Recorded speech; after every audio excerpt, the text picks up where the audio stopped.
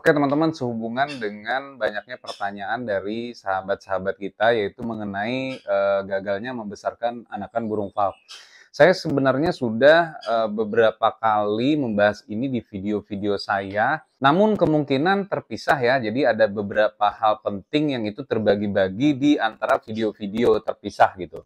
Cuman saya pastikan itu ada di playlist di All About Inkubator dan semua tentang anakan burung. Saya merangkum dari pertanyaan sahabat-sahabat kita yang paling sering ditanyakan dalam 1 bulan terakhir ini, rahasia bagaimana membesarkan anakan parkit Australia. Sebenarnya ada dasar-dasar yang harus diketahui oleh kita semua terlebih dahulu.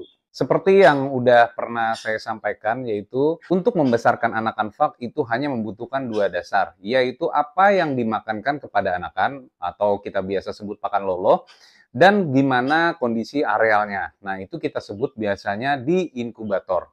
Hal ini merujuk pada apa yang biasa dilakukan oleh indukan. Indukan itu kan menjaga 2 hal, memberikan makanan anakannya dan memberikan tempat agar anakannya itu bisa besar. Tentunya di sini adalah hal yang berbeda yang apa yang dilakukan indukan dengan yang kita lakukan. Jangan pernah menggunakan pakan loloh secara universal, artinya pakan loloh untuk semua burung. Ada pakan loloh yang cocok untuk lovebird, cocok untuk parkit Australia, cocok untuk parkit tapi digunakan untuk burung nuri misalkan, atau misalkan sebaliknya. Ada yang cocok untuk lovebird, ada yang cocok untuk parkit, tapi digunakan juga untuk parkit Australia. Kenapa? Karena katanya untuk lovebird itu aman-aman aja gitu. Dan untuk parkit juga aman-aman aja, tentunya bisa untuk parkit Australia. Itu salah teman-teman. Setiap jenis burung itu sudah ada pakan-pakan yang direkomendasikan oleh peternak. Jadi teman-teman tidak bisa menggunakan pakan secara universal sembarangan. Ketahui terlebih dahulu pakan apa yang cocok untuk burung yang akan teman-teman pelihara, khususnya falk. Perihal yang kedua adalah sembarangan menggunakan inkubator tanpa mempelajarinya. Banyak teman-teman yang menyeting inkubator langsung pada termostat, padahal termostatnya sendiri belum tentu benar. Makanya kita wajib untuk mengkalibrasikan atau menghitung suhu aktual pada termostat yang kita miliki. Saya sudah membuatkan video cara kalibrasi inkubator atau cara menghitung suhu aktual pada termostat yang kita gunakan. Bisa dilihat pada video di sini. Di sini ya. Akibatnya apa? Kalau misalkan kita setting anakan itu di 34 derajat Celcius, ternyata sebenarnya aktualnya itu adalah 37 derajat Celcius, tentunya anakan itu akan kepanasan. Begitu pula kalau misalkan setting aktualnya itu terlalu dingin. Dalam artian, oh udah bener nih 34 derajat Celcius nih buat anakan nih. Ternyata inkubator kita tuh adalah 30 atau 31 derajat Celcius untuk usia misalkan 5-10 hari. Nah itu kan nggak pas. Agar aktual dan akurat suhu yang ada di dalam inkubator itu sangat penting teman-teman melakukan kalibrasi atau menghitung suhu aktual dengan cara seperti video yang sudah pernah saya bahas di sini. Dari 2 ini kita sudah mencakup dasarnya yaitu pakan loloh dan arealnya. Sekarang kita akan lanjut kembali. Setiap jenis burung juga cara lolohnya itu tidak bisa kita abaikan. Artinya setiap jenis burung juga cara melolohnya itu beda-beda. Jangan disamakan burung A dengan cara meloloh burung B. Namun untuk burung paruh bengkok rata-rata sama, yaitu menggunakan alat spet seperti ini. Nah, teman-teman bisa menggunakan alat spet seperti ini untuk bisa meloloh anakan burung. Namun ada kondisi di mana burung muda itu bisa dimasukkan pentil karetnya itu ke dalam tembolok. Ada kondisi di mana burung sudah tidak mau lagi memasukkan karetnya itu ke dalam temboloknya. Artinya kita juga harus menyesuaikan cara melolohnya. Di sini teman-teman jangan sampai salah. Utamanya banget yang biasanya ditanyakan oleh teman-teman, kenapa burung keselek? Burung keselek itu antisipasinya yaitu jangan sampai karetnya itu berada di tengah-tengah antara tembolok dan mulut.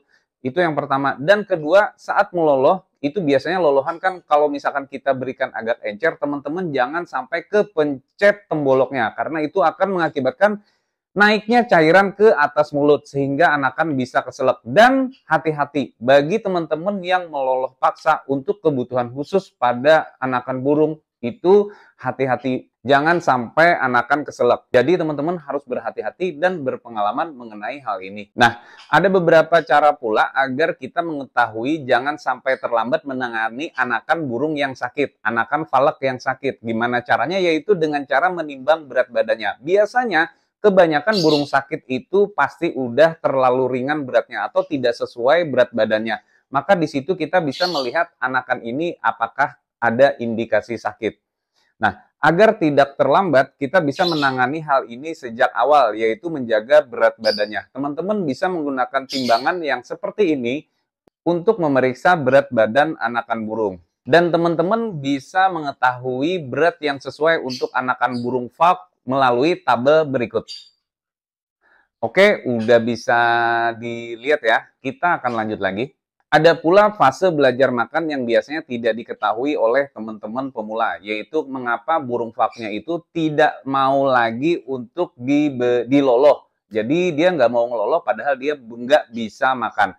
Ini juga saya jawab beberapa kali di short video dan juga di video panjang. Namun mungkin tidak secara detail, maka akan saya jelaskan secara detail di sini teman-teman. Burung falk yang sudah mulai beranjak remaja, itu dia sudah mulai pinter. Jadi dia nggak akan lagi mau dimasukkan benda-benda ke dalam mulutnya. Ada juga karakter yang memang masih mau, tapi kebanyakan karakter itu sudah nggak mau lagi. Jadi teman-teman kudu sabar. Dan memberikan lolohannya itu pelan-pelan hanya di depan mulut saja. Jangan lupa, di usia seperti ini, berikan kanarisit di dasar lantai. Agar dia belajar makan dengan kanarisit. Mengapa kanarisit?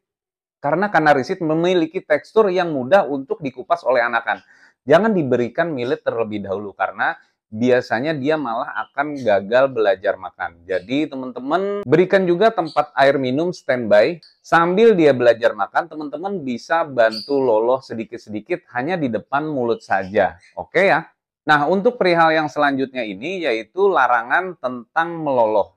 Ada beberapa kesalahan dari teman-teman yang biasanya meloloh itu di luar jadwal makan. Padahal burung falk itu wajib diloloh hanya pada saat jadwal makan. Kalau dia diloloh di luar jadwal makannya, nah ini bisa menyebabkan sakit pada tembolok, gangguan pada tembolok atau gangguan pada pencernaannya. Kenapa? Karena bisa di dalam itu sempat basi dan tertindih makanan baru lagi. Akhirnya tidak kecerna secara sempurna. Nah, hal ini perlu sangat diperhatikan. Artinya, apabila ada kebutuhan melatih anakan burung, maka teman-teman hanya melatihnya pada saat jadwal makannya saja. Jangan misalkan makan jam 6, terus lanjut makan jam 12. Jam 9 teman-teman mulai main-mainin FTM dan kasih reward ke dia di jam 9. Itu jangan teman-teman. Jadi sesuaikan jadwal makanannya dan saat latihannya. Oke ya? Oke, itu dulu yang saya rangkum pada video kali ini, teman-teman. Ini berdasarkan pertanyaan dari teman-teman 1 bulan terakhir banyak yang menanyakan hal ini. Oke, silahkan bertanya di kolom komentar. Nanti akan kita bahas detail kembali pada video-video berikutnya. Jangan lupa subscribe, like, share, dan komen. Terima kasih, sampai jumpa.